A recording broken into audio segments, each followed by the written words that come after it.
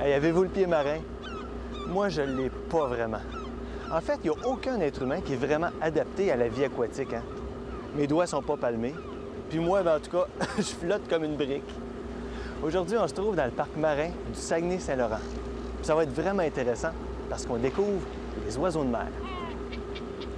Tous les ornithologues qui vont en mer pour observer les oiseaux marins ont une seule chose en tête, les oiseaux pélagiques. Les espèces pélagiques vont sur la Terre seulement que pour nicher. Le reste de leur vie, ils la passent sur l'océan. Aujourd'hui, j'aimerais voir l'océanite cul-blanc. Imaginez un petit oiseau noir avec le croupion blanc, environ de la taille d'un étourneau, et qui parcourt les océans pour manger du plancton microscopique. Prenons l'exemple de ce verre d'eau de mer. En apparence, il ressemble à n'importe quel autre verre d'eau. Pourtant, il contient des millions de micro-organismes. L'océanite cul-blanc va utiliser sa langue, qui est un peu en forme de peigne, puis il va donner plusieurs coups de langue pour réussir à filtrer l'eau de mer, puis ainsi récolter les organismes dont il va se nourrir.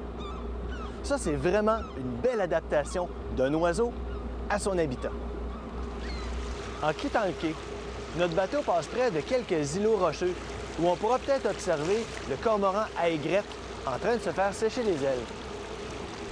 Une autre espèce que je trouve vraiment intéressante, c'est le phalarope à bec étroit.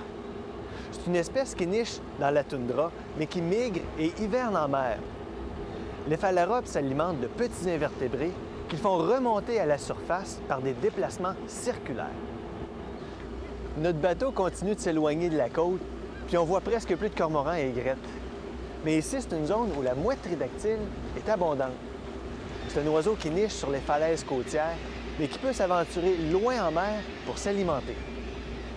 La mer, ou l'océan, c'est un lieu d'hivernage pour plusieurs espèces d'oiseaux. Je pense entre autres aux alcidés, comme le petit pingouin. Ils vont quitter la falaise dès que les jeunes sont sevrés. Il y a aussi le mergule nain, qui est un oiseau qui niche en Arctique, mais qui va passer les mois d'hiver au large, parfois même dans l'estuaire du Saint-Laurent. Saviez-vous que certains types de pêche commerciale à la traîne affectent grandement les populations d'oiseaux pélagiques? C'est que plusieurs oiseaux sont capturés par les nombreux hameçons de la ligne et malheureusement, ils trouvent la mort. Je vous invite à vous renseigner sur les techniques de pêche qui sont utilisées pour capturer le poisson que vous consommez. C'est quand même assez incroyable. C'est possible de protéger les oiseaux marins en faisant des choix judicieux à la poissonnerie. Et puis, si moi je le fais, que vous le faites et que d'autres le font, ça va faire des vagues.